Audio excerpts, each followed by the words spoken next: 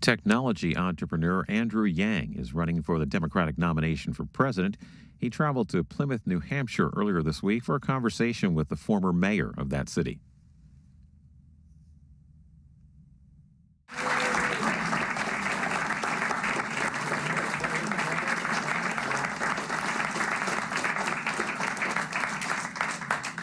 Welcome back to New Hampshire. Thanks, it's great to be back. I don't know if you all know, hey, how you doing, guys? I went to high school at Phillips Exeter, so graduated in 92. There you go. How many people here wish that you had graduated in 1992? That's pretty good. But it's remarkable. I mean, a quick look at your bio suggests you're a pretty good candidate for American Dream, right? First generation American, great education, take it to go to Brown, right? And then law degree at Columbia. Not to brag, but so far so good. Practice corporate law, decide that's not what you want to do, become an entrepreneur, succeed in a winding way that I think folks would love to hear about. And at this point, married, you got kids. Yeah. You could be home. You could be doing a lot of things, but you're here in New Hampshire. We love it. But you're working. So why are you doing that instead of counting money or doing something else like that? Counting money. After my company was sold in 2009, it was a very tough time for the country. It was the financial crisis aftermath. And I'd seen all these whiz kids heading to Wall Street and Silicon Valley, and I thought, it'd be great if they went and did something better than that, but you can't just be negative and complain about something. So I quit my job. I started an organization called Venture for America to help train hundreds of entrepreneurs in places like Providence, Detroit, Cleveland, St. Louis, Baltimore, and helped create several thousand jobs over the next 5 or 6 years. And I became convinced that the reason why Donald Trump's our president today is that we automated away 4 million manufacturing jobs in Michigan, Ohio, Pennsylvania, Wisconsin, Missouri, Iowa, all the swing states he needed to win. And my friends in Silicon Valley, and I have a bunch of them, know that we're about to do the same thing to millions of retail jobs, call center jobs, fast food jobs, and most disastrously, truck driving jobs in the years to come. And so this is the fourth industrial revolution. We're in the third inning of the greatest economic and technological transformation in the history of the country. Donald Trump is the symptom. He's the manifestation. And so I'm running for president because we need to wake up Americans to the fact that it is not immigrants that are causing economic problems. It is the fact that technology has advanced our economy to a point where more Americans are having trouble finding meaningful paths forward. And then as a Democratic Party, we need to propose meaningful solutions to help address the problems that got Donald Trump elected. So as much as I love my kids and my family, this seemed a lot more important. And so I said, you know what, I can take this message to the American people and hopefully start to solve some of these problems and improve people's lives. The centerpiece, and you alluded to, you've listening to a lot of your interviews, and you've caught fire in a way the last few months that gets you on the debate stage starting this summer and is getting you a lot of attention relative to even, say, 6 months ago. But the centerpiece deals with the freedom dividend, or what some folks would call universal basic income. Talk a little bit about that for the folks at home that maybe are not familiar. And it seems like not the sexiest thing to build a candidacy around, but it's rather impactful once you hear the details. Oh, I think it's very sexy myself. Okay, there you go. So I was just saying hello to Jody and Chuck Fossey, who are receiving the Freedom Dividend here in New Hampshire in Goffstown. And what we're doing for Jody and Chuck, we'd like to be able to do for everyone in the country. So the Freedom Dividend is a policy where every American adult gets $1,000 a month, free and clear, starting at age 18. And those of you here in the room and watching this think like, wow, that sounds literally too good to be true. But then you look at our history. Thomas Paine was for this at the founding of the country. He called it the Citizens Dividend. Martin Luther King championed it in 1967, the year before he was killed.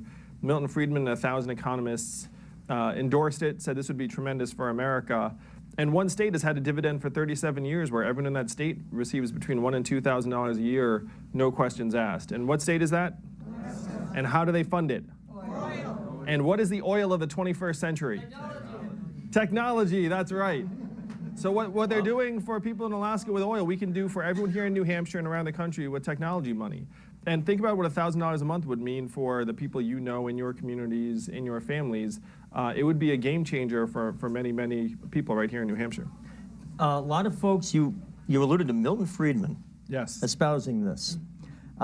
Nobody will mistake him as a bastion of the left, right? He's the free market, he's the godfather of the free market economics.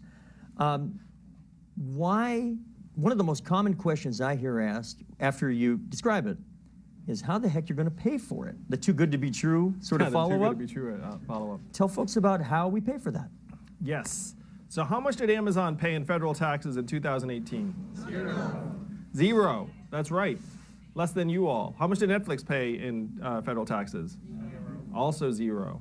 So you have to look around, and it's not just those two companies. You can go down the list where the big winners from artificial intelligence and all these new technologies are going to be the biggest companies that are graded as not paying a lot of tax. And so the trap we're in right now, Amazon's getting another $20 billion in business every year, and it's causing 30% of American malls and Main Street stores to close.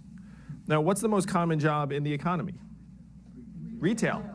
The average retail worker is a 39-year-old woman making between $10 and $12 an hour. And we know that most Americans don't have a ton of savings. And so Amazon sucking up business, malls and stores close, workers don't know what to do, and Amazon pays zero in taxes. And so how are you going to end up getting some of the gains from all these new innovations? What we need to do is we need to join every other advanced economy in the world and have a value-added tax, which would then give everyone in New Hampshire a slice of every Amazon sale, every Google search, every Facebook ad, and eventually every robot truck mile.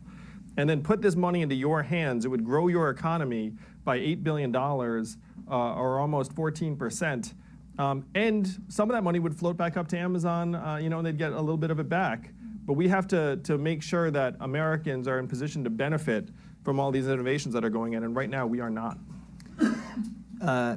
It seems like disproportionately the jobs that are at greatest threat in the near future are a certain type that you might say disproportionately is blue collar. Not exclusively blue collar, though, listening to some of the long-term ramifications. This is going to affect everybody. Yeah, so as Steve said, I was a corporate attorney for 5 unhappy months. So I know that job can be automated. Same with accounting, bookkeeping, a lot of insurance, brokerage jobs, financial advisory, eventually radiology. Actually, radiology they can automate right now. AI can see tumors on a film more clearly than any human eye can.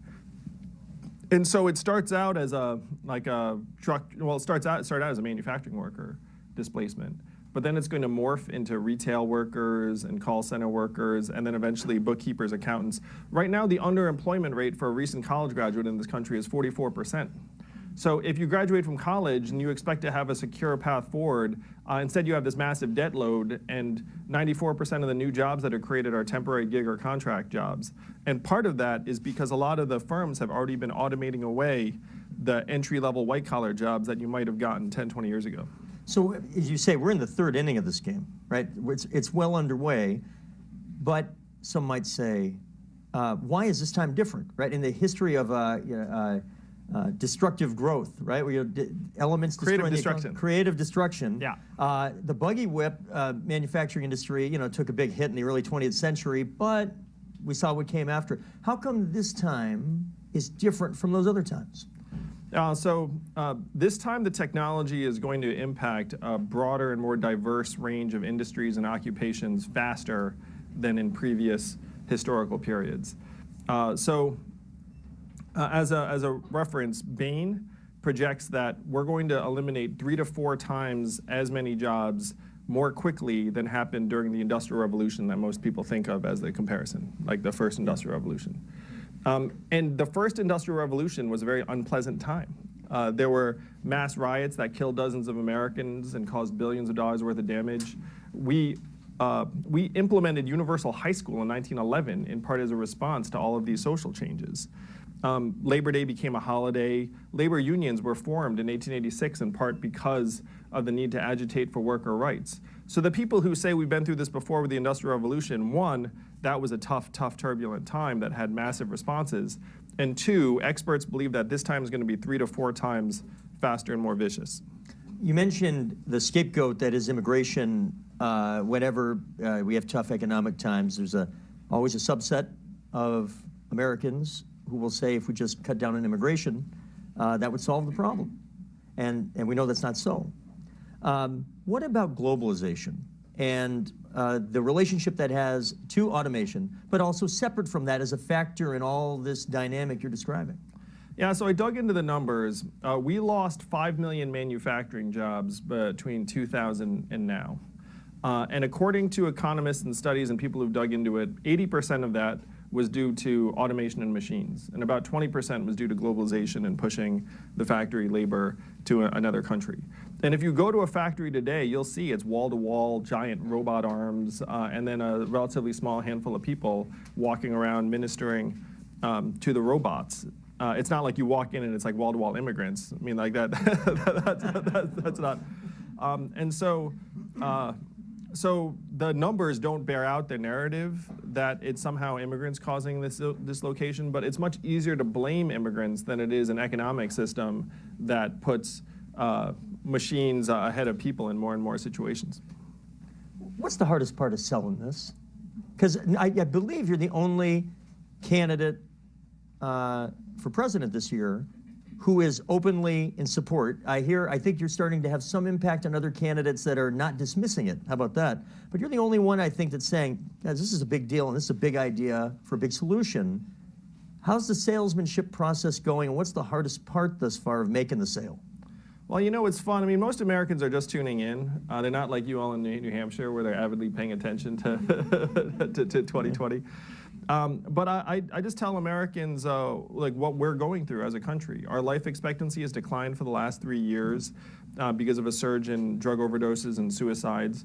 Our labor force participation rate is at 63.2%, the same level as Ecuador and Costa Rica, and almost 1 in 5 prime working age American men hasn't worked in the last year. So we have these rosy stats that obscure the dark reality, and Donald Trump ran on the reality. And the reality actually has not changed that much during the last 2 years. So when you talk about the salesmanship, it's again just trying to draw attention to what people are actually experiencing. And to me, it's up to the Democratic Party to again enact meaningful solutions to the problems that got Donald Trump elected, instead of just dismissing those concerns of tens of millions of Americans. The very few candidates, I would say no other candidate, has as much detail on his or her website as you do. I'm not sure what you're up to in terms of policy number. Yeah, what's the number now? You're in many, many dozens at this point. Yeah, we're at something like 75, and we're gonna release another like 25 or so in the next month. We're gonna release a policy a day, just because we have them. We've actually had them for a while. I think there's one reason why I like Steve, because Steve's also very wonky and likes policies. For those of you who've been to his events, I'm sure he but to me, again, we have to start focusing on real solutions for the American people, instead of arguing in symbols and various wars of words or cultural messages. I don't think that's what Americans are looking for at this point. A few minutes ago, you mentioned suicide rates. On a personal level, this is something that has affected my family in the last few years, and it opened my mind up to, at events that I was having, bringing up the topic. And once somebody would bring it up, the number of people in an audience like this who would say, all right, you've opened the door, I've been touched in some way, attempted suicide, different outcomes, successful, unsuccessful. You realize how many people are dealing with this and how complicated the issue is. The gun issue, yes. The mental health issue, healthcare in general. Talk a little bit about this relationship between, in a case like this, mental health, how we get our healthcare in this system in general, guns. They're all related, but how do you see them connected? Where does that fit in your prioritization in public policy?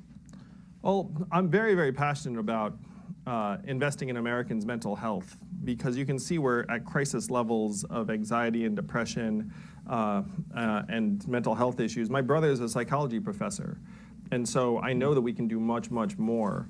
And part of it is that we have this messed up healthcare system that's not driven by our health. It's driven by revenue. Like when you show up, it's just like, hey, I have financial incentives attached to certain things, and like lo and behold, like I'm actually going to do more of those things. There are some environments where they actually tie together your physical health and mental health, because there's a mental health element to many problems. Like if you come in because of some sort of drug addiction, that's not just like a physical addiction. Like that often has something to do with your mental and emotional state. So the real challenge for us is to try and have a healthcare system that is not driven by money. It's actually driven by what's best for us. That's a massive change, but I'm happy to say that now there's a huge appetite for that change, because Americans are waking up to the fact that our healthcare system is breaking our back in many ways. Where if you get sick or injured in this country, you're more stressed out about navigating the system and paying for it than you are getting well or getting help. And there's no reason for that. We are the richest, most advanced economy in the history of the world. We can do much better in terms of putting resources into people's hands that actually can help address some of the crisis we're experiencing in mental health in particular. On the healthcare issue, Democrats in this field are in the big spectrum of policy positions are in the same general area. There aren't huge differences. Thank you, Bernie Sanders. Right? There you go. And but there is a little range in there from Medicare for all or bust, and something that says more you can buy into Medicare, but you could keep your private insurance, and the potential disruption of eliminating private insurance in a short period of time. So there's this range in there. Where do you fit in that range? I'm in the robust public option, Medicare for all, but don't eliminate private insurance off the bat. I mean, if you do it right, then your public option will end up making private insurance unappealing and unnecessary in many environments. But that's in many ways for us to accomplish, you know, and then you also have a little bit of a time lag for the industry to adjust. It's America. There's going to be private insurance, in my opinion. And that's not a terrible thing for a really good public option, because if you have some gold-plated concierge plans, then they can invest resources in various innovations that we can then benefit from in the public space. When you look back at your own experience, both as growing up in an immigrant household, higher education, as an entrepreneur, that brief miserable period as a corporate lawyer, the whole thing, what are things that you look back at your life and that had the greatest shaping on how you see the world through public policy today? You know, so after my startup went bust, because like, you know, you're sitting up here, it's like obviously like, oh, illustrious career, blah, blah, blah. But like the company I started in my mid-20s flopped. And so I have so much respect. How many of you all are entrepreneurs or start a business or run your own business or anything? Like, you know how hard it is. I know how hard it is. And you also, unfortunately, have to like put on a brave face all the time for everyone else. But how's it going? Does it go? It's going great. And then you like go back. And so number one is I'm very passionate about small businesses and the purpose, the vitality that they provide in the community. I just think it's so beautiful when you have a small business that grows and it hires people and like puts people to work in a way that's positive and productive. The software company I worked at after my company went bust was a healthcare technology company. So I understand the incentives in the healthcare system and how, frankly, broken that system is. Like how just completely overrun by money our healthcare system is. And then I ran a national education company that grew to become #1 in the United States. So I have very strong feelings about education, too. Someone joked, it's like, wow, Andrew, it's like, almost like you were taking a tour of the economy in case you decide to run for president at some point, which was totally not there. I mean, I would never, like, I'll be the first to say I never thought I'd be running for president. I'm Asian, after all. And, you know, it wasn't in the mental vocabulary of, like, the immigrant parents being like, you're going to. So, no, that wasn't. So, but each of those experiences as an entrepreneur and head of a private company that you know that did well and had payroll, and working in the education and healthcare sectors all had a very profound impact on me. You mentioned entrepreneurship. We've seen, in relative terms, a collapse in entrepreneurship in the last several decades. The numbers are so bad. And so many net new jobs in the economy get created by the relatively small percentage of new ventures that take off. Yes. So it has this real drag on the economy. Massive. So why are we seeing this relative collapse in entrepreneurship? What could we do to reverse that trend line? Yeah, so there are a few big causes. But if you think about it, what business might you have started a generation ago? It might have been a hardware store or a flower shop or something on Main Street. And none of those businesses make any sense anymore because you have 1-800-Flowers and Amazon just like sucking that stuff up. Number two, the average student loan debt for a college grad is up to $38K. You know, their home ownership like is being pushed back. In the old days, you might have like not had debt and then maybe had a home that you could lean on for some seed money to start a business. Like now, all of that is completely gone. And then the third thing, which is related to the first, is that there's this mythology that the internet makes everyone an entrepreneur. And it does not, really. Like, it gives everyone a social media account. Those are very, very different things. So, like, we've actually, in many ways, raised the bar to start your own business in this country because many of the opportunities have gotten streamlined out by the internet. You mentioned higher ed. Highest average college loan debt of any state in the country. We're sitting in it right now.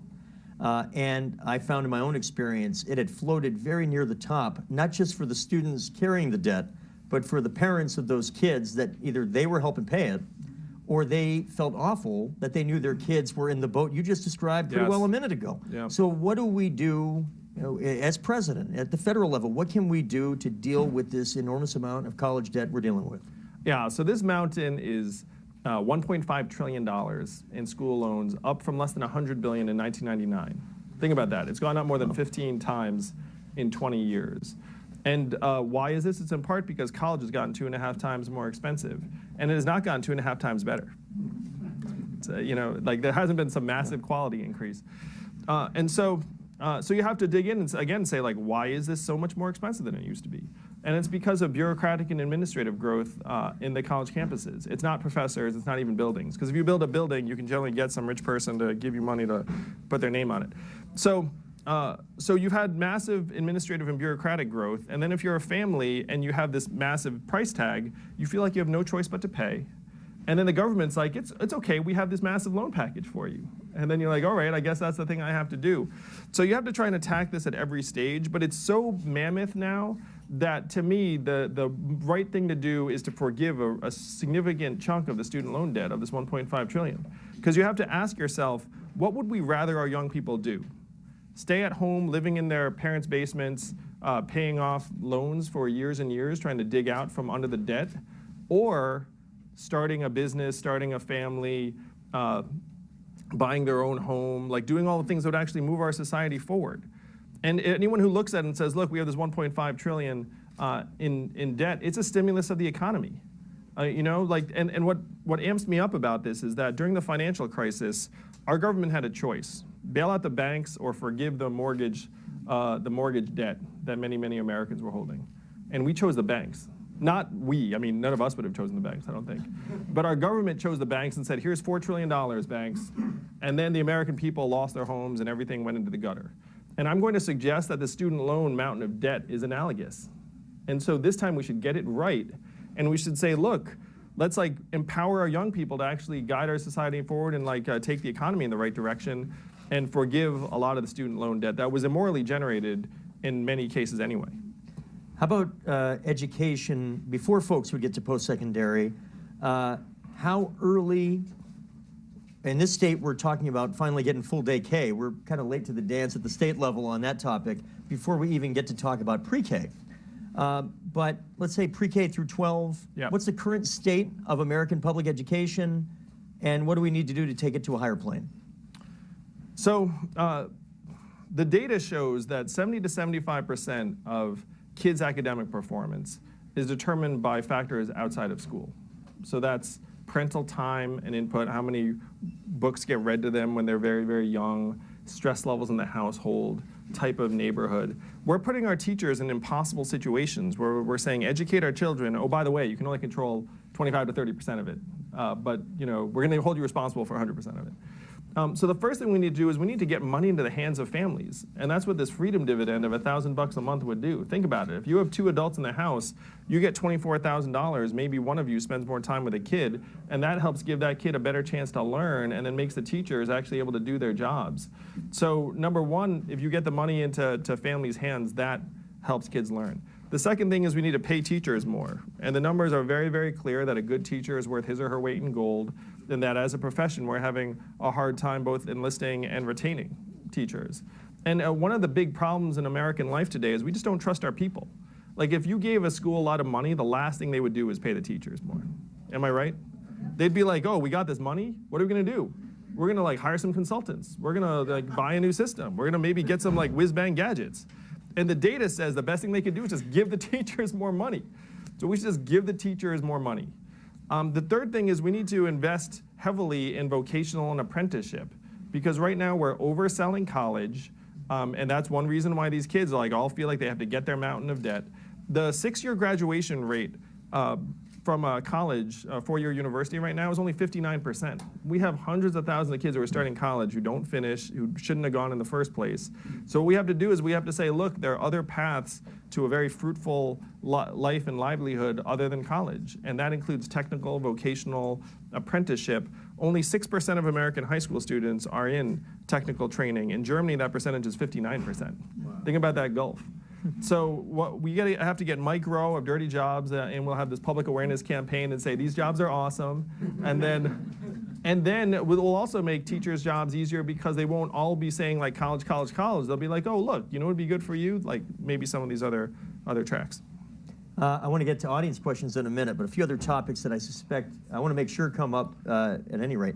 The way we fund elections. Now, the incentives that the Democratic National Committee have put forth to make the debate stage have had, perhaps intended, as a consequence, getting a lot of people into the game at often low dollar, but feeling invested in nascent campaigns. You and I would argue South Bend, Indiana Mayor Pete Buttigieg are two really good examples of candidates who have been able to embrace this threshold, 65,000 unique donors, a certain amount for 20, at least 200 from 20 or more states. Yep. So it has to be fairly spread out. That if you reach that threshold by, in this case, May, yep, you would qualify. And you went from fewer than 10,000 to 65,000 in like a month or something like that. It's a crazy number. Talk about what's going on there, and then what can we learn from this as a way to maybe bend public policy so that this is the norm of how candidates can start funding their campaigns rather than this pleasant anomaly. You know, so I think many Americans are open to a different way of funding campaigns, because right now the concern is that there's like this giant, there are these pipes that are clogged with money. And that's one reason why I love being here in New Hampshire, is that you all know that if you decide to get behind a particular candidate or vision, then that vision can then sweep the country. Most Americans don't feel anything like that. You know what I mean? Like most Americans are like, oh, if I'm not a billionaire, I can't really do that much. And so we're thrilled that we've had such incredible enthusiasm for my campaign. As you said, like I just qualified for the Democratic primary debates last week, so you'll see me on the debate both June and July. And a lot of that was fueled by small donors, most all of it. Our average donation right now is only $19, so I joke that my fans are even cheaper than Bernie's. But this is, to me, the essence of democracy in action. It's a beautiful thing. It's a beautiful thing to be a part of. And I will say, too, that there are a lot of the traditional funders in the Democratic Party that are essentially lying in wait. They're going to get behind candidates after you all decide who you want to support. And so this is a golden opportunity for us to move the party in a particular direction very fast, because it's not just a bunch of rich people in like some of the enclaves that are going to be able to make that decision. And what would you describe? What are the factors that have caused you to experience this very positive growth? There's a lot of different, none are perfect, but taken in total, Twitter followers, low-dollar donors, average contribution, hits, searches on Google, by all of these various and relatively new in the history of how we do this stuff in politics, by these different metrics, there's this very steep like a wave. Growth. Yeah. So what's going on? You know, if I had to chalk it up to any one thing, it was this Joe Rogan interview, this Joe Rogan podcast I did. Okay. That's been seen on YouTube already 2.3 million times and probably heard by some multiple of that. And then there was a few other things that happened during the same time period, like Freakonomics and Breakfast Club, but all of a sudden I became cool. It was like, It was wild. You know, I mean, I'm very excited about it. But there's like this sort of cumulative effect, I think, Steve, where, you know, when people start just telling their friends, being like, hey, have you seen this? Hey, have you seen this? And then that just snowballed in a way that it became viral. Where if you look at because I'm a numbers guy, so like I look at the measurements and just see the trends in terms of like interest in me and traffic. And then ordinarily after a media appearance, you'd see it go like up and then back down like this. But this time went like up and then just like stayed here and it just kept going up. And so I'm happy to say it just started building on itself. When you were 20 years ago, you were 24 years old. Yeah. 10 years ago, 34 years old. I know you mentioned earlier you didn't think you'd be running for president. What'd you think you'd be doing at 44 years old? You know, so when I was 34, 24, I mean, when I was 24, I was just, I was like hating my law firm job, being like, oh man, I have to find something I'm excited about. And then when I was 34, I was the CEO of a growth company that was doing quite well. And then it had just been sold. And then I was driven by the fact that it seemed to me like all the energy of the country was doing a few things in a few places when it needed to be starting businesses in more communities around the country. And so I thought at the time, I mean, I love this country dearly. My parents came here as immigrants and created a great life for me and my brother. And so I was like, well, this is my opportunity to give back. And I just felt like I could do something when I started Venture for America. I did not realize that the problems in this country were so big, so hairy, and they're about to accelerate and take off. Like right now, the 20th century economic relationships that so many of us have taken for granted for years are breaking down. And our system does not know what to do. So as an example, like 20th century economics, if I start a successful company, then you're going to assume a number of things. I'm going to hire lots of people. I'm going to pay them well. I'm going to need to make sure that they can buy my goods, and I care about what happens in my own backyard. Just think about like the Henry Ford like sort of examples of capitalism. Today, I can start a very successful company and not hire lots of people. If I do hire them, I can treat them all as gig workers or contractors or temps. I don't care if they can buy my stuff because I'm selling globally, and I don't care about my own backyard because like I'm sort of everywhere and nowhere. And so our system is not accounting for this new reality.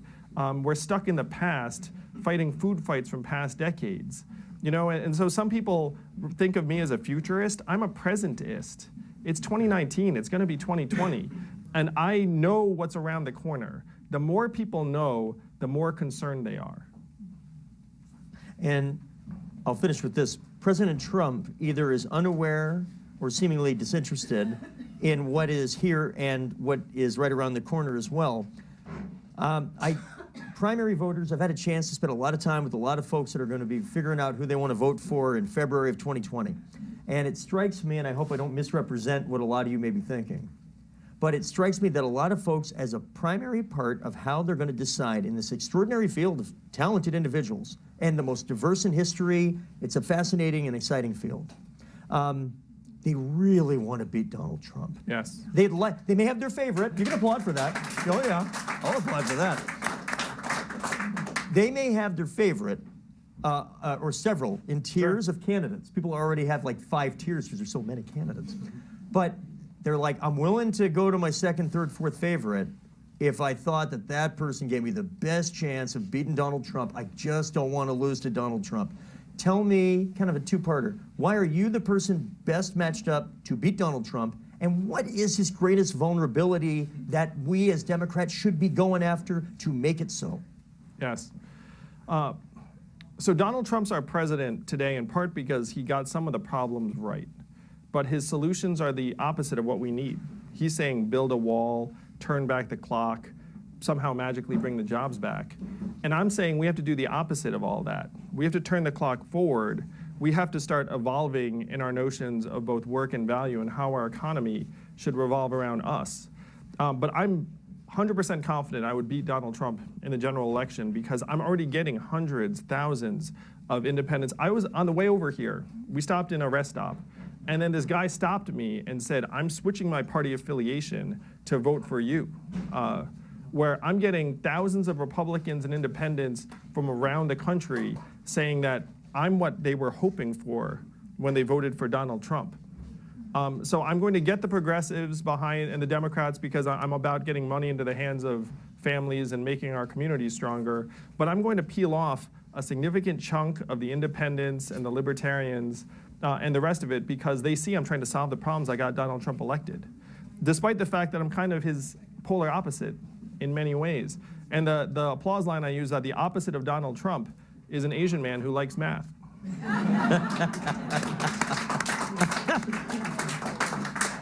Well, that seems like it's good a point to end this portion because we're going to go from there. And why don't we take some questions from the audience? I think we might have a mic that will be hovering around to try to capture your questions. So please give a moment to allow for that. Let me start. I'm going to start right over here. Oh, great. Hi, I'm very interested listening to you. It's sort of a two-pronged question. It's like, to make change in this country, is the office of president the thing to do, particularly when you have McConnell and other people blocking everything that you might want to do? And the other part of the question is, what, with your ideas of moving forward and recognizing the problem, in Lordstown, Ohio, right now, where they just closed the plant that made the GM Cruise, what about those people? Trump is saying, I insist that you hire those people back, but what are you going to do for those people? Yes. So let's say, thanks to you all, I become president in 2021. And we will know exactly why. It's that the Asian man who wants to give everyone $1,000 a month just became president. And then the Democrats and progressives will say, let's make this happen. And then Mitch McConnell and the Republicans and conservatives will be like, wait a minute, this would be a massive win for people in rural areas and red states on the interior. This is a rebalancing of the economy that ends up funneling economic resources into many of these communities. And you do not need a supermajority to get this done. You only need 51%. Keep in mind that the only state that has a dividend already is Alaska, which is a deep conservative state. Now, it's one reason I named this the freedom dividend, is because it tests much better with conservatives with the word freedom in it. So we have to show the American people that we can get big things done that improve people's lives, and then we can hopefully break down this polarization and dysfunction that is seizing up our government. As to the factory workers, you can't browbeat executives into going against their economic incentives. I mean, that's really the problem many of us are having right now, is that Democrats and Republicans alike are saying hey, treat your people better, when every incentive for that executive is to do the opposite. It's and I've been a CEO, you have to hew to the bottom line. So what I would do for those workers is I would say, hey, here's $1,000 a month, and let's try and have meaningful paths forward for you and the people in your community, because we need to think much, much bigger. We can't go backwards. The path forward is going to be rocky for many, many Americans, but it's going to get less rocky if we actually acknowledge what's happening in our communities and then start putting real resources to work. Oh, yes. Thank you. As a numbers guy, I'd like to ask you a question about the transformation of the tax code over the past 60 years and how it is now, and what might you think about that and perhaps change it? Yeah. So one thing you have to give to the conservatives, they're really good at naming stuff, like the death tax. It's it used to be the estate tax, and we're all for it, and they call it death tax, and somehow people turn against it. Most of the changes over the last number of years have been bad, where the top tax brackets come down to much lower rates than it had been. I would move us back towards more progressive tax brackets. I would certainly do away with the carried interest loophole. I would treat capital gains the same way we do labor. I would bring the estate tax back up. But I want to suggest, too, that a lot of the stuff that people are chasing right now is not going to rebalance the economy. It's one reason why I'm so passionate about this value-added tax. And I'm going to use Jeff Bezos as my example because I like to use him a lot. So Jeff Bezos is worth $160 billion right now. The vast majority of that's in Amazon stock. Now, if I were to raise the top income tax bracket to 70%, let's say, it's actually not going to get us that much money or get that much money from Jeff because he's too smart to have a taxable event. Right. He hasn't sold the stock. Rich people are so good at hiding taxes and ducking them, it is mind-boggling. And I know this because some of my friends are like the tax lawyers and accountants that like move stuff around for them, and they're smart people. I want to, it's like we have a system that unfortunately has made it possible for Amazon to pay zero in taxes and for Jeff Bezos to just, like go all the way to the bank. So the reason why every other economy already has this value-added tax is it's much, much harder to game.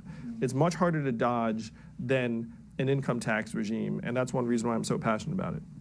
So the value-added tax is it sounds like a much broader tax in that sense, right?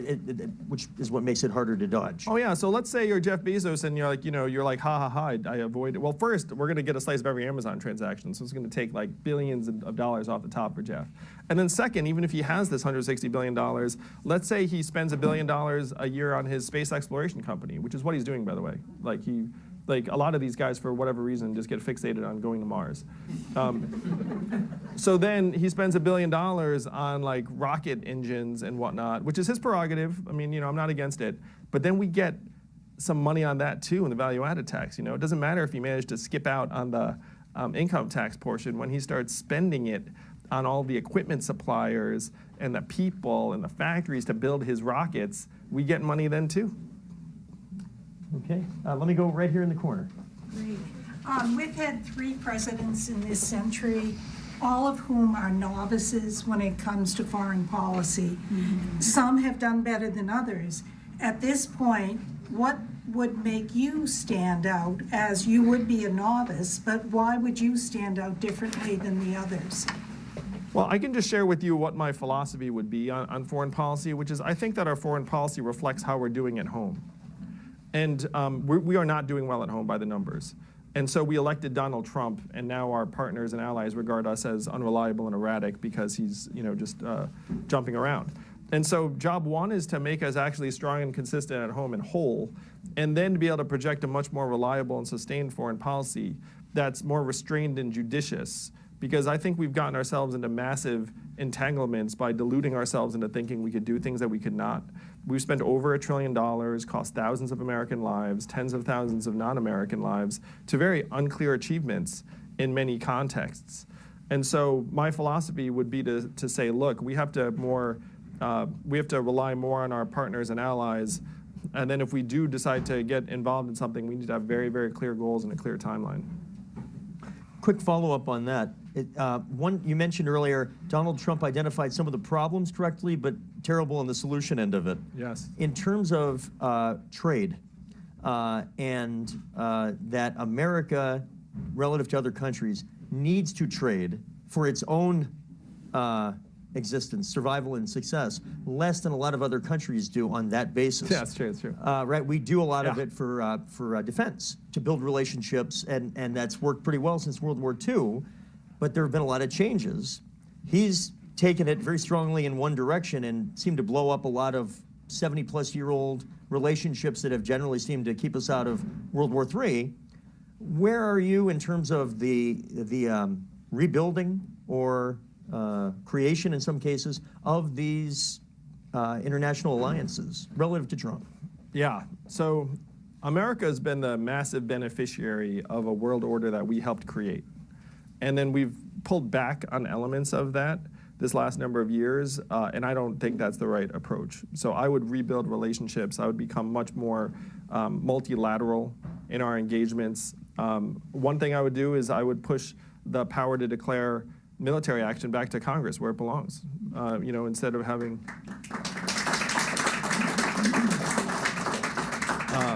And I think that many of our allies would find me to be a very reliable and reasonable and trustworthy partner. I'd also suggest that I'm a cult hero in parts of Asia, and so I think there'd be some people there that are very excited. There you go. Yes. I wanted to ask a question about the value-added tax again. You said that it would be something that would be very difficult for these corporations to sort of weasel out of. Yeah. What's to stop these corporations across the board from just passing on the cost to us and, in effect, almost canceling out the effect of UBI? I guess I worry about a time in the far-flung future where everything's become so much more expensive because they're sure is not going to take a hit on their profits. Yeah. So the happy thing is that if you imagine a New Hampshire where everyone here was getting an additional $1,000 a month, that would be a game changer in a much more significant way than if some of your prices on Amazon and whatnot were to like go up a smidge. Because most of the money would stay right here in New Hampshire. You would spend it on tutoring and food, car repairs you've been putting off, like the night out at like a local establishment, like this place. It's a beautiful place. And so a lot of the money would circulate over and over again throughout the community. And it's not like people in your community would all of a sudden start gouging you, like in part because there's still competition between different businesses. One of the examples I use is like, let's say I'm president 2021, the dividend starts coming through, you're like, wow, we made the right choice, this is excellent. And then you go out to the local burger joint, all of a sudden their burgers are $10 instead of $5. Like, are you going to be like, oh, that's fine, I'm made of money? Like, of course not. You'd be like, what happened to this freaking like menu? Why is it so much more expensive? And then you'd go someplace else, and then all it takes is one business to, not gouge you, and then the other businesses more or less follow suit. So to the extent there's some kind of mild pricing, people would end up way ahead, except for approximately the top 4% of Americans. And right now, the top 4% of Americans hold a lot of the wealth and are spending a lot of it. So the beauty of this system is we can get the money from where the money is and then put it in the hands of American families and consumers. To the extent that there is any price difference, it's not going to hit people in New Hampshire. It's going to hit, frankly, the people that are buying yachts and whatnot. Thank you. Okay, yes, sir. With the value-added tax, how would that affect people like us? Yes. So the great thing about a value-added tax, too, in other societies is you can actually make it fall more heavily on certain luxury purchases and exempt certain consumer staples. Like, my proposal assumes that you have like a blanket rate, but you can very easily exempt things that people rely upon for day-to-day uses or have like a lower rate. So the goal would be to have it so that people have more resources in their families and communities, and then we're getting the money from where the money is. You try to get, the lighting makes it, looking for a hand way in the back, or at least as close as I can. I'll keep looking. I see a gentleman in a blue shirt back there. Yes, you. Alzheimer's is the 6th leading cause of death in the United States and directly affects either as people that have the disease or family members that help care for them, about 100,000 Granite Staters. So if you're elected, what would you do to address Alzheimer's? Yeah, I have friends whose parents have been struggling with Alzheimer's as well. My brother's research touches on some of the elements of the disease. So big picture, we need to do much, much more for aging Americans generally, and Alzheimer's obviously like a component of that. And that's the way we, in my opinion, need to move our entire economy. Because right now, the problem we have right now is we have GDP as our measuring stick, and then we see people with Alzheimer's as like cost centers, essentially. You know what I mean?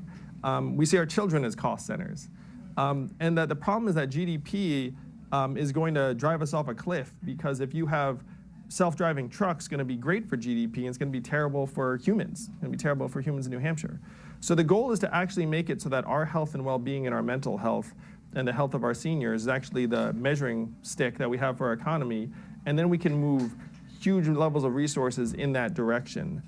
Because if you have loved ones who are suffering from Alzheimer's, sometimes like it's very, very expensive, the managed care, insurance might not be able to handle a lot of it. So I would be all for helping make those resources much more robust and seeing caring for those families as a public obligation. Yes.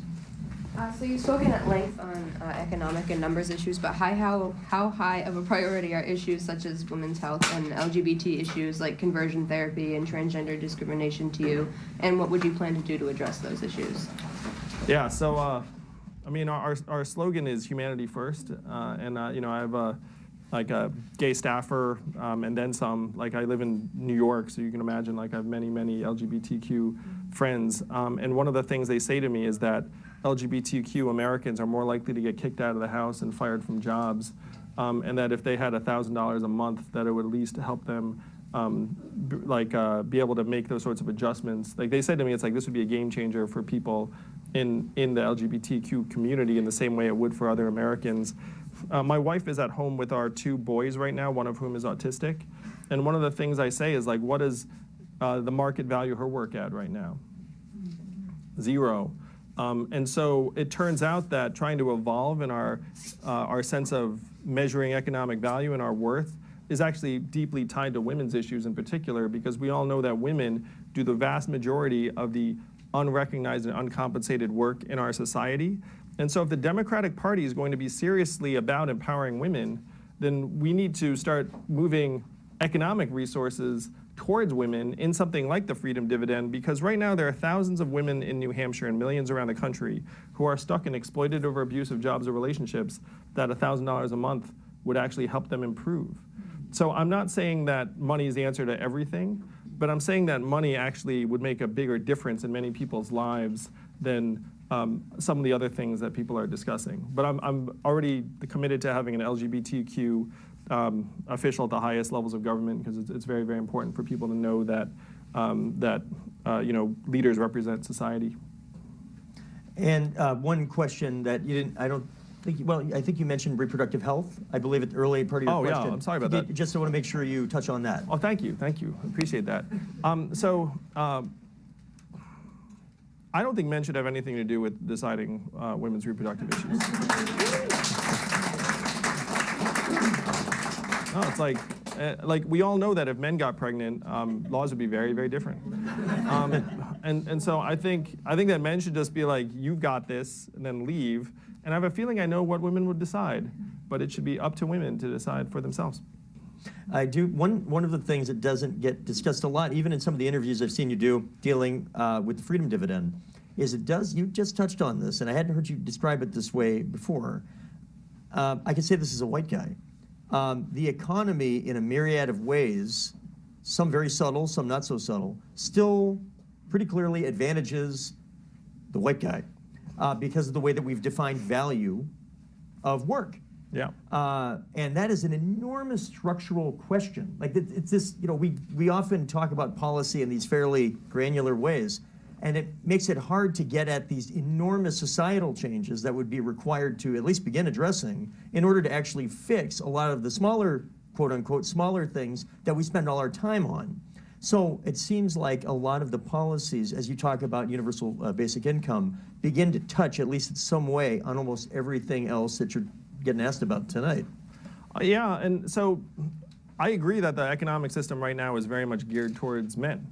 And so if you're passionate about women's rights and empowerment, which we all should be, then your choice in my mind is you go to each individual organization and say, hey, like, you're geared towards men unfairly over women, which most of them are.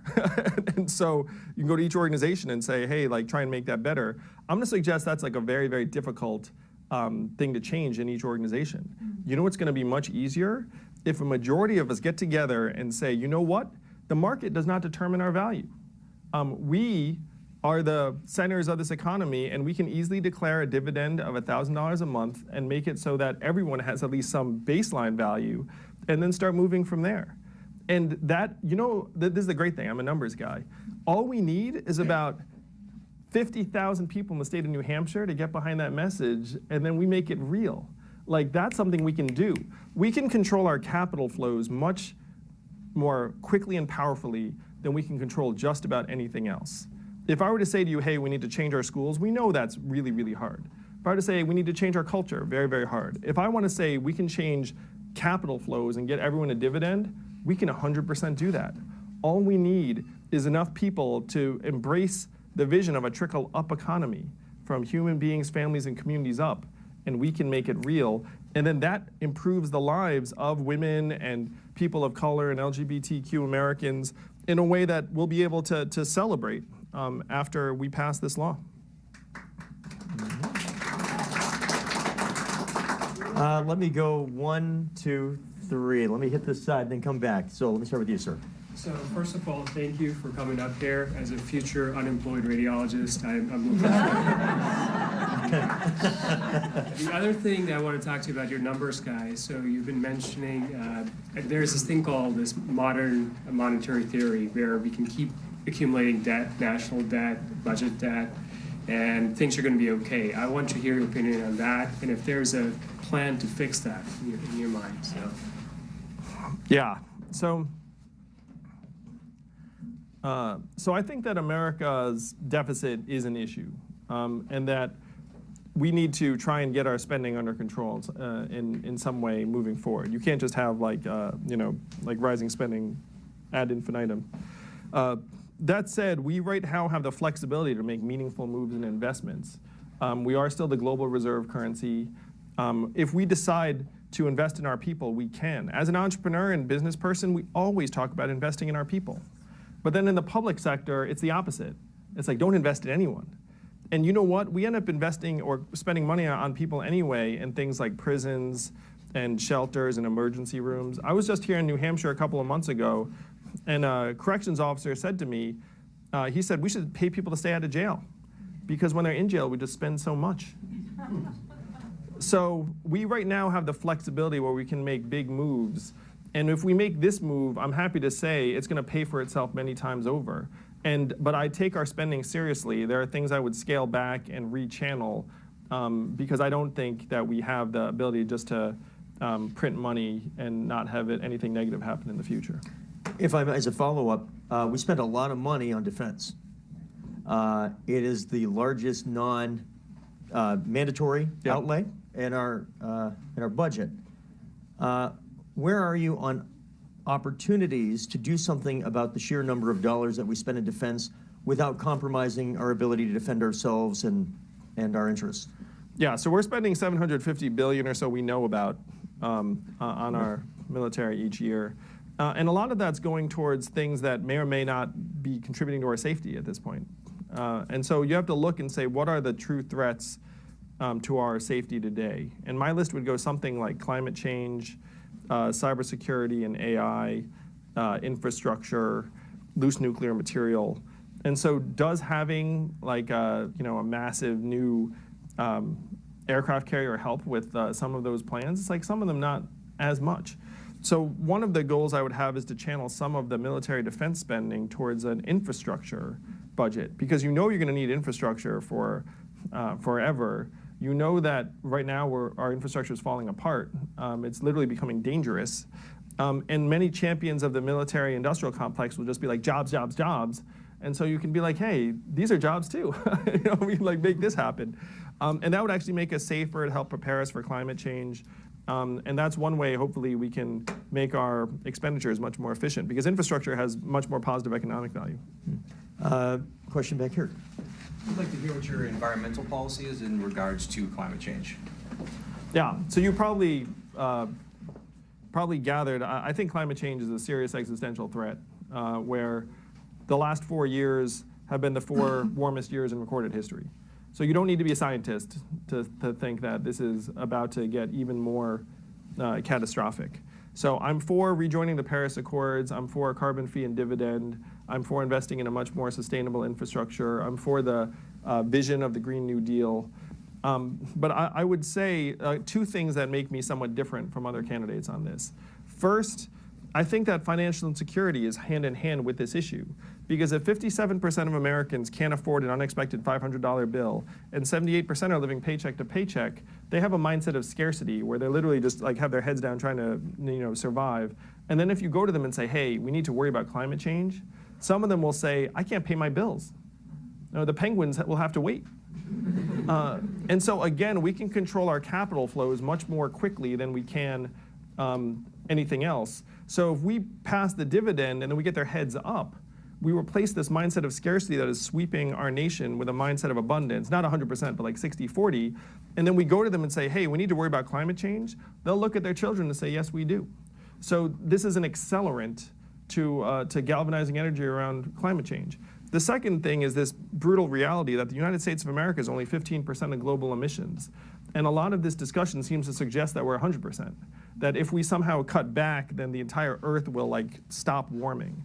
The reality is, even if we went at it wholeheartedly, and I want to go at it wholeheartedly, the truth is that we're probably just going to slow the rate incrementally, and that we need to start looking at carbon capture and sequestration and other geoengineering with the expectation that the climate's going to warm regardless of our countermeasures. Yes. You're remarkably popular amongst the far-right users of 4chan, which we all know is correlated with the tragedy in Christchurch over the last week. And you've taken the very bold step. I don't think anybody else I've ever seen do this, tell people you don't want them supporting you.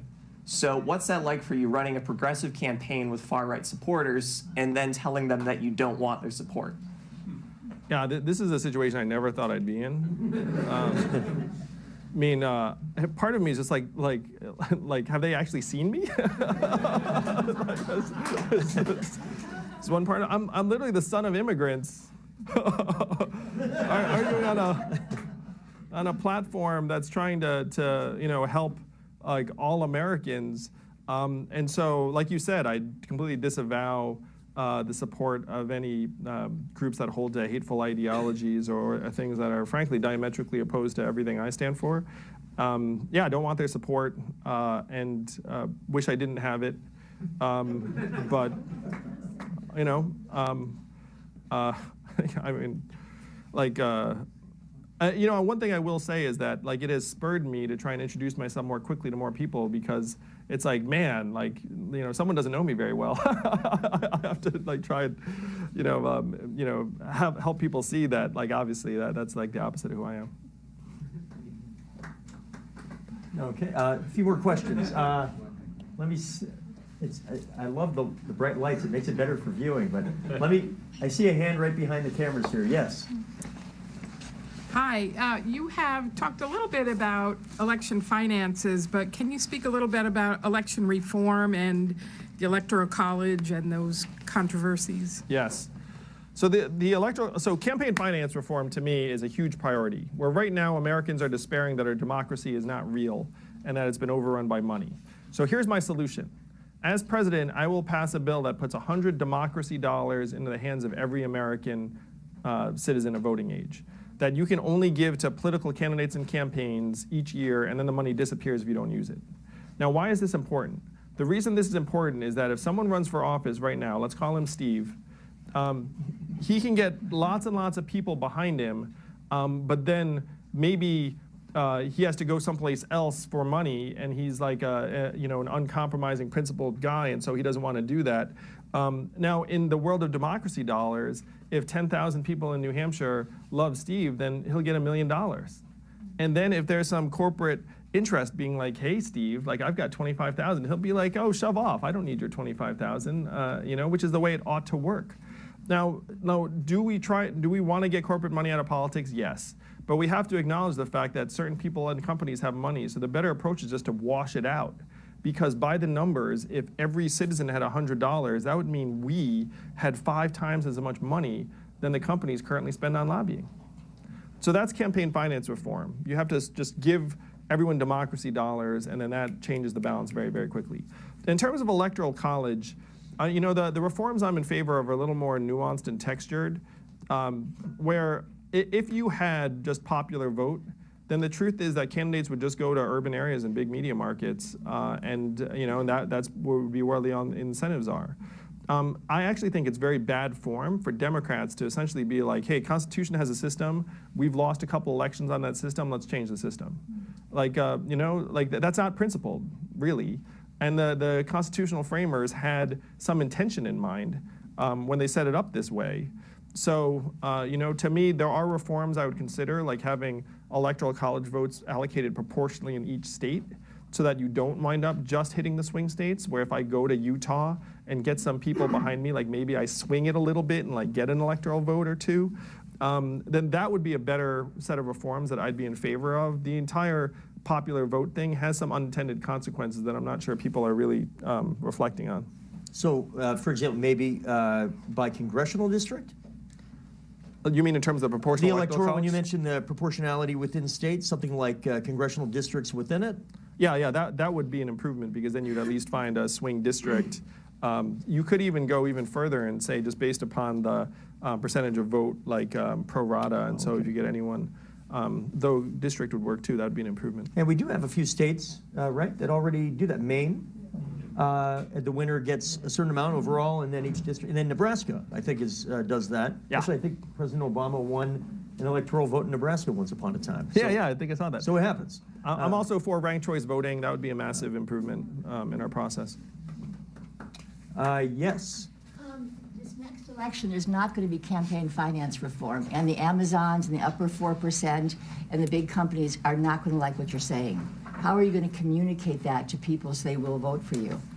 Because they're going to label you somehow, some way, because they're going to have lots of money to do that. So here's where it gets interesting. I have the support of like over 100 techies in Silicon Valley and other places. Because if I sit down with them and I say, hey guys, you automating away all the most common jobs? They're like, yes, we are. And then I say, how do you feel about that? And they say, not great. And then say, would you be willing to take a haircut to keep our country together and keep people from disintegrating and rioting over time? And then about half, not all of them, half of them are like, no, I have no interest. But half of them are like, yeah, like I do have an interest, sign me up. I just got a text message from the CEO of a major tech company, like congratulating me on the awesome work I was doing. So this is not like a villainizing thing where some of these techies are, you know, parents, patriots. Like the thing is, we're all just captive to the system. Like they're doing their job, and their job is eliminating other jobs. And they don't feel great about it. But if you go to them and ask them for help, I can't get them all, but I can get enough of them. And if you have a sense of me, like I was invited to speak to 70 CEOs at like a major bank. Like the folks who are at the top of American business that know me actually see me as eminently reasonable, non-ideological, quite practical. But the other thing is that in a democracy, like, you know, if I get enough people, like it doesn't really matter what these people think. But like I'm a reasonable man, and like anyone wants to work with me, and I'm friends with enough of them where it's not going to be clean cut, like either way. A quick sort of follow up to that. Now that you've been in this for a little while, what do you think of the way we pick presidents? I don't mean like the Electoral College and I don't mean the actual mechanics. I mean like the maelstrom of like going to Iowa and standing on a counter, or going to New Hampshire and doing like, or any place, or the fact that a lot of states you don't actually go there very much because it's like the 37th state on the map on the order. Things like that. Yeah. I do get messages from people asking me to go to states that I'm like, I probably can't make it there. I feel bad, you know. It's like, is there a reason for me to go to, you know, Nebraska? It's like, it's like, well, but I think that I think the political culture in New Hampshire is so magical and special, where like I was at a house party, and then the person said like Barack Obama stood at the exact same place 10 years ago, like and gave a similar talk. And just reflecting on what that means, like you all actually see us come through, and then you're not just comparing us to each other in that moment, you're comparing us to candidates from like, you know, 12 years ago, like you've seen it all. You have such a highly developed political culture, and you know that your votes can change the course of history. You take it super seriously. I think that this process has built up an incredible level of discernment and investment that I can't imagine it changing, like having gone through it now in some measure. Because if you tried to have some other state do this, they would have no idea what to do. You know what I mean? Like this is nothing, like none of the infrastructure, they would just be at a loss. And so I think this system has stood the test of time for really good reason. Let me take two more questions, and then we'll give you a little time to dive in. Let me go. Yeah, you know what? Fair enough. And the angle of the chair matters so much, it turns out. So let me be fair. Apologies. Let me go 1, 2, and that's how we'll close out this portion. I'd like you to address two things, the Second Amendment or gun control, and also farming. Yes. What about farming? Local farm, big farming. Sure. Address it all. So on Second Amendment issues, I'm pro gun safety. You know, I think that it's a tough issue because Americans feel very strongly about it on both sides, and there. You mean licensing? Yes. So to me, it's licensing classes. It's to me, the treatment should be analogous to what we do for vehicles, where, you know, vehicles can cause accidents and kill people. How do you address the constitutional issue then? Well, so, you know, you have to get buy-in from Congress. I mean, obviously, it can't be the president passes laws. And so, like, you have to have Congress say, look, there's a constitutional right to bear arms, but there also are legitimate public safety concerns that as long as you're not really abridging that right fundamentally, that if you just jump through like a couple of straightforward hoops that for the average law-abiding American won't present undue difficulty, then that could very well pass an appropriate standard. And so that would be my hope, my plan, my proposal would be like, look, let's try and find a zone of agreement with responsible gun owners, because many responsible gun owners also want there to be some kind of process in place so that people, that they feel better about the way people get access to firearms. I'm just going to follow up, sorry. I'm wearing the stone from New Zealand. I'm a Texan, and I hope that you'll make some friends with people in the NRA, because the thing is the constitutional versus the safety thing, and you got to do the bridge there. Yeah, and so I see myself as someone who's very, again, pragmatic. Like, I want to find that zone of agreement. Though my general stance on this is that we need to do more because there have just been too many tragedies in this country, and not enough to be done to curb them in the future. I mean, if you have parents, like, your kids are literally like worried about school shootings and whatnot, like on a daily basis, and we can do better than that.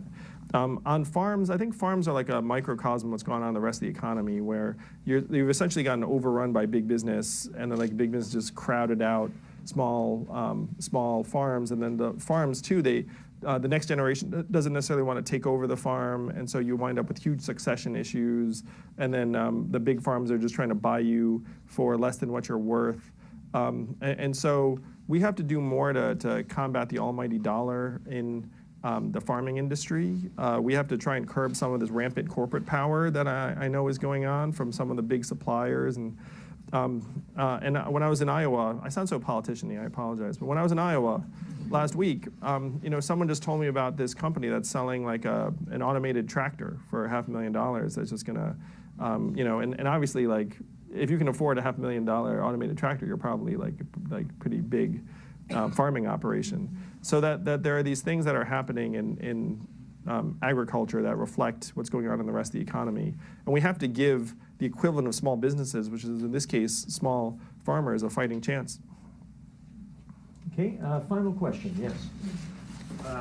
My family has a lot of land in what is now Israel, and I'm just asking, basically, what would you do to support people who are standing up against Netanyahu and oppressive apartheid regimes in this country, and how would your cost-cutting internationally affect the amount of money we give every year to Israel and countries like Israel?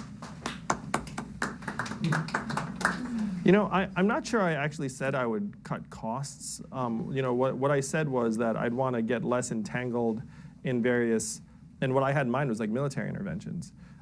So in terms of the money we're giving to an ally like Israel, my first instinct would be like, why would we reduce it? And so certainly if I communicated something else, like that's not the idea at all. There are certain relationships we have that, to me, we need to rebuild and strengthen. And I would suggest that our relationship with Israel is one of them. And what about the Arabs? You'd have to look at it in a case by case and say, like, what's happening in terms of our bilateral relationship with a particular party. But my zeal is to try and build strong alliances and partnerships. If someone's been working with us for a long time, they should feel like they're being rewarded for that, frankly. And then if someone has an interest in working with us, we should be open to rewarding that too. But for each country, like, you'd have to look at what's going on at that time and what the lead-in has been. So when it comes to land in Israel that's being taken, even though it was granted to certain Palestinian families by the UN, how do you feel about constricting Israel almost to prevent that from happening, and constricting political influence by American leaders in Israel? I'm not sure I understand the question, but I'll answer it more generally, which is, like, my stance on this is that it's going to be hard for the United States to constrict, like, an ally or really just about any of its partners in a decision that they feel is central to them, and I don't think that's our priority. It's not that we're somehow giving people aid so that we can then twist their arm about things that that they find important. Okay, you'll be available to mingle a bit. Why don't you tell folks the website, how they can help, all that sort of thing, before we unleash you to the crowd. So thank you all for this. First, let's give Steve a round of applause for this.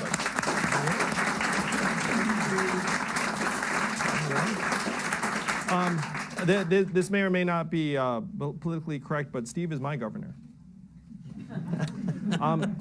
And then, so I don't even know what that means, but I appreciate it. I appreciate it. Oh, no, in my mind. Thank you for coming out tonight. If you'd like to find out more about me and the platform, as Steve said, we have over 75 policies on the website. It's yang2020.com, or just Google Andrew Yang. And if you'd like to keep tabs, if you just give $1 to the campaign, that's actually immensely helpful, because then we can show that we have support here in New Hampshire. We can keep you apprised of everything that's happening. I also have gifts, which are, you see this book, this hardcover book here up front.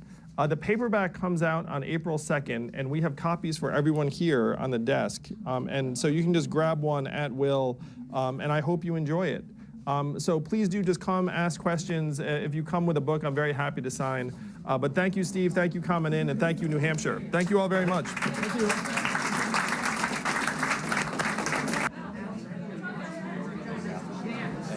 Nice to be here, man. Yeah. I'm happy to see this many people. Thank you again. Thank you for coming. Thank you, man. Keep up the good work. Thank you, brother. I'm a big supporter, Andrew. Fantastic. I appreciate it. If you could sign your book for me. Love that. To Dan from Andrew Yang. Yeah, you got it. I tend to sign the title page. Okay. My wife's going to take our picture. Yeah, of course. To Dan. I'll do both. I got it. Didn't check this camera. They've had cameras. I'm a photographer, so. Thank you so much. You're a supporter. Thank you, Dan. I need it. Appreciate you. Got it from me. Thank you so much for coming. I appreciate it. Thank you also for answering my question about the value-added tax. No problem. It's a great question. I'm not economically minded, so I appreciate you just explaining it. And a friend of mine asked that question to me, and I didn't know how to answer him, so now I do. It's a very intelligent question. I don't know if we're getting a shot. Yeah, thanks. You want to get a photo?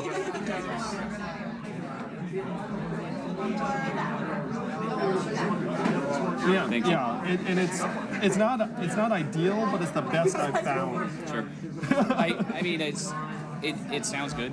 Yeah, in it's theory. good. I just hope that I hope that you get the kind of positive media attention. I saw you on the Daily Show the other day, and I was a little disappointed that it was more of a satirical piece or whatever, and that they were going for the funny more than really delving into your It's all right. I'm friendly with those guys, and it looks like they're gonna have me on do something more serious. Really awesome. I'm glad to hear that. Thank you again. Thanks, man. Great seeing you. You have a good one. Hi, Andrew. I'm Becca. Becca, it's Yeah, great to meet you. nice to meet you. Thank you for your questions. Yeah, thank you for being so blunt, I guess, about I think that women should just take the vote, because I feel like a lot of candidates that I've heard talk have not just said that, which I feel like is the obvious answer. I don't know. Like this morning when we saw Beto, he was at Penn State on campus, he said that it was an issue, but he didn't address how he was going to do it or anything, so I really appreciate that. Oh, I'm so glad, Becca. Yeah. I mean, it's very important to me. Yeah. Yeah. Should be important to us all, And let's just say that, I remember growing up and feeling very, very different, and what I experienced was a very, very, pale shadow of what many other Americans experience. Yeah, I really appreciate that. Yeah. No problem. Also, it's not cool to hear that you went to.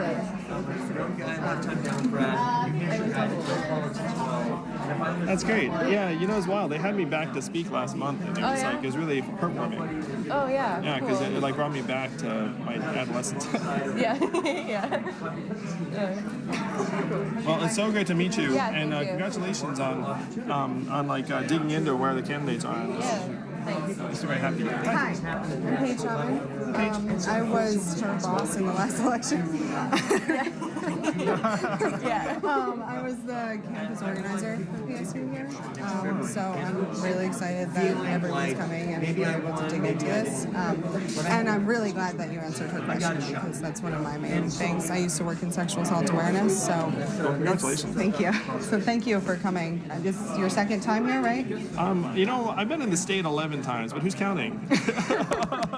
Well, I saw you when you were at PSU last time. It's only PSU. I was thinking Okay. that way. Yeah, that's true.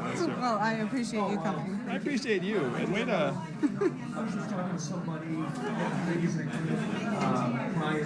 Way to be such an awesome activist Thank and you. boss too. I'm sure you're a good boss because you guys still. You must be, right? I don't hang out with a boss I didn't like.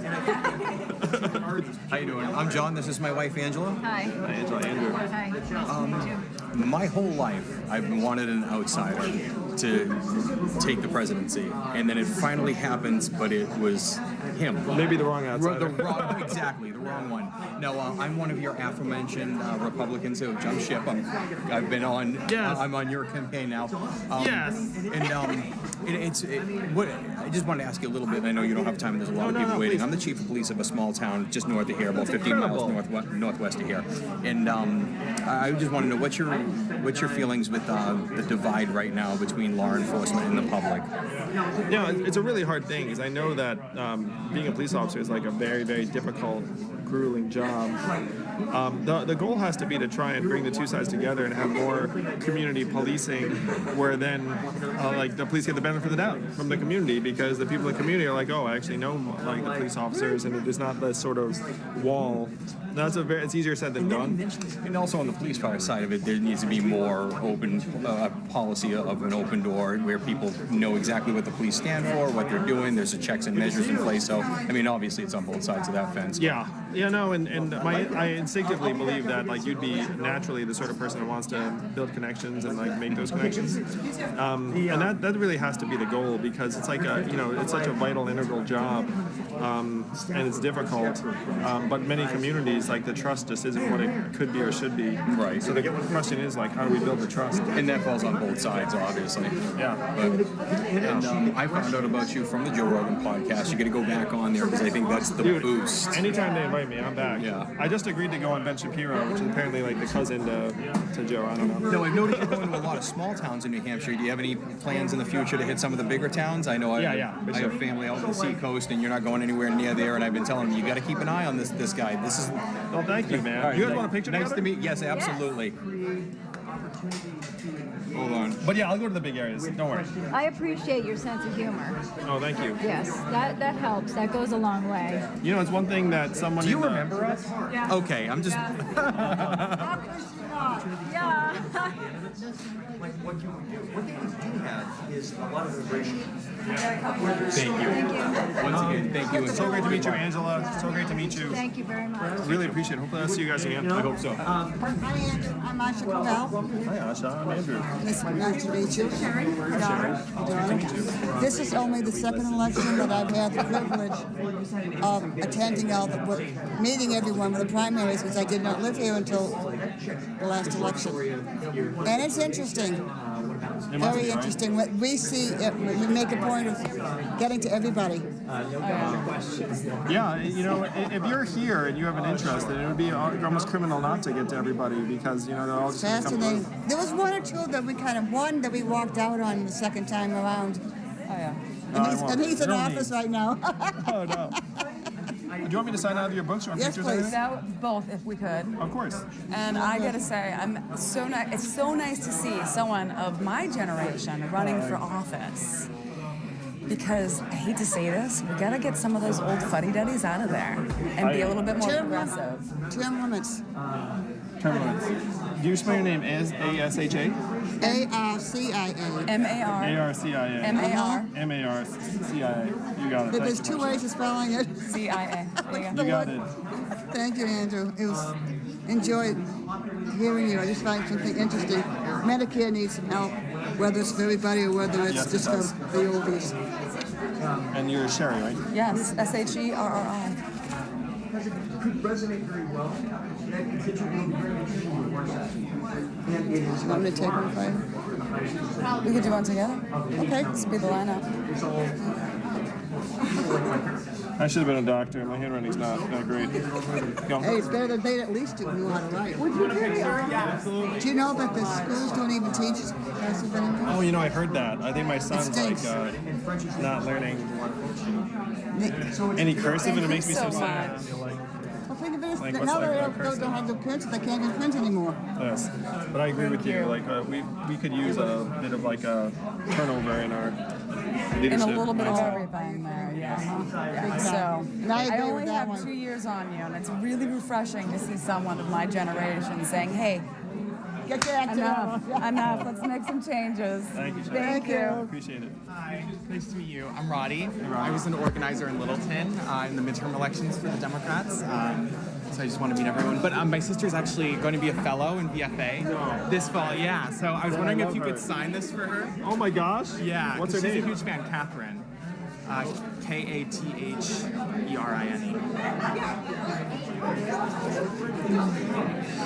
Yeah, she listened to your Joe Rogan interview. She loved it.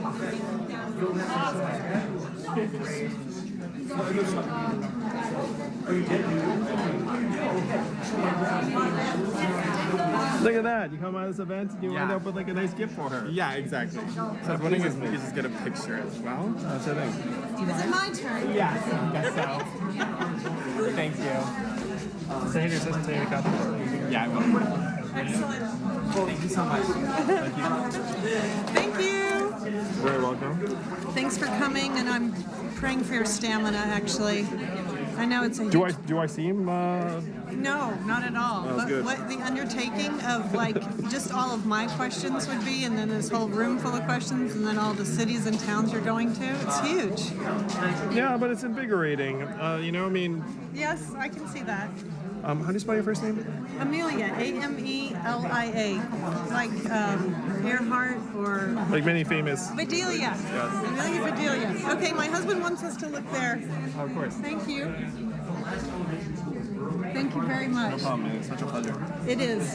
Thank you for your question. 120 ounces of water a day. I'll do my best. It's nice to meet you, sir. As a podcaster, it's exciting to see you utilizing this new media. Yeah. And I'm the podcast candidate, right? Yeah, I hope you know that without net neutrality, we don't have any of this decentralized and new media. And it looks like you're on the net neutrality. you're on the on board with that for sure. Yeah, 100%. Well, I appreciate you The big coming guys out. have enough advantages, you know. That's how I feel. I pull my piddly little 20,000 a month, but we work hard for ours, and I think it's Still pretty good, brother. You know, work hard and put everybody on an equal playing field, like you're speaking of. Yes. How do you spell your first name? Chuck, C-H-U-C-K. What's a game of Monopoly without everybody getting $200 every time around the board? That's the way I've kind of been explaining this to folk.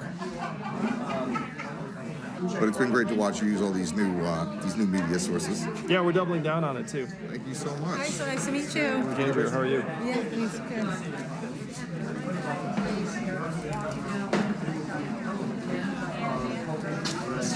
And Lewis. L-O-U-I-S? Yes. All right.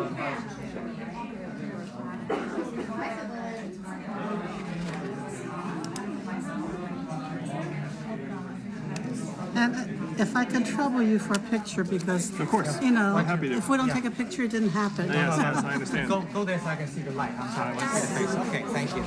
Okay. All right. 1, 2, 3. 1, 2, 3. Okay. Thank you very much. Good luck to you. Thank you so much for being here. Yeah, yeah. I appreciate that a great deal. Looking good. Look at the t-shirt choice. Yay! Andrew, I'm Shaw Yang. Yes, Xin Yang. Okay. Here's my name. Oh, no wonder. Yang 2020 indeed. That's right. Absolutely. I have to get the Yang vote. You gotta get the Yang vote. Right. So I think it was a pretty good start actually. yeah. So yeah. You got it, Shaw. Shaw. Yeah. So We're yeah. with Well, we're Indivisible, so, we're representing. We're like leaders in an indivisible group. Department Oh, of thank you, of course, Organization, yeah. India, Massachusetts. So you know, definitely welcome to have you. I find that, you know, if I could follow up with that guy who was talking about Israel, I mean, the Let me straightforward, sign this too. Let me sign this too. Oh, sure. the straightforward question would be, do you support a two-state solution for Israel? And if so, how would you affect U.S. foreign policy toward Israel Yeah. to that effect? You Thank you, Shaw. okay. Yeah. Have the It's my brother, okay? It's my brother. I like it. Thanks for always looking out for me, Shaw. All right. Absolutely. Absolutely. His last name is Yang, so he needed to buy the T-shirt. My name is Lulu. R-U-R-U is British? L-U-L-U. Yes.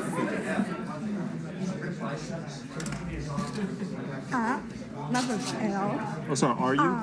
Yes. I'm so bad. That's So okay. sorry. There we go. Yeah. Oh, that's really good. Put everything down. Well, thank you. Yeah. There you go. All right. You okay? Thank you very much. All right. Cheers. Okay. Do a free waving good. Like if somebody moves. Together. Thank you, bro. Extended Yang family. All right. They drove 2 hours. Indivisible. Massachusetts. You're all in there. Thank you. All right. Thank you so much. Thank you. Hi, I'm Alana. Thank you so much for coming. I'm an econ major at UNH, so I totally align with what you're saying. I know. I was in the car with my mom. I'm like, why don't Democratic candidates really care about, the Rust Belt? Why don't they care about these jobs that automation is taking over? It was I just learned in class today, another labor economics class I'm taking. And Wow, so good. I like your professor. yeah, she's great. So yeah, no. Yes. But totally get to UNH. There's so many people who support you. I'm and- coming your way. Okay, cool. I will be a frontline champion you. Thank so you. if you need anything. If I've actually got a staffer here. If you just give her your info, then I need to get to UNH, and we're coming back. This tour actually got set up a while ago. So now, next up. All right. How do you spell your first name? Alana, A-L-A-N-A. But you can do it to Kate and Claire too, all three of us. This is my sister and my mom. Hi, Andrew. Hi, Andrew. Nice to meet you. Wonderful to hear somebody intelligent and very nice. So is it KT? Yes. And what's your name? Claire. CL? A-R-E.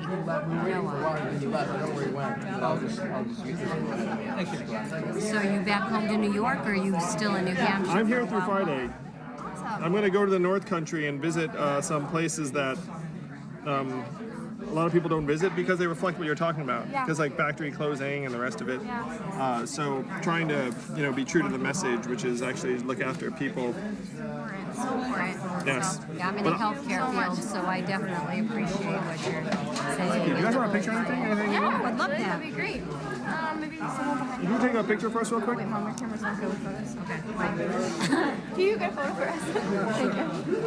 Thank you so much for coming. Thank you.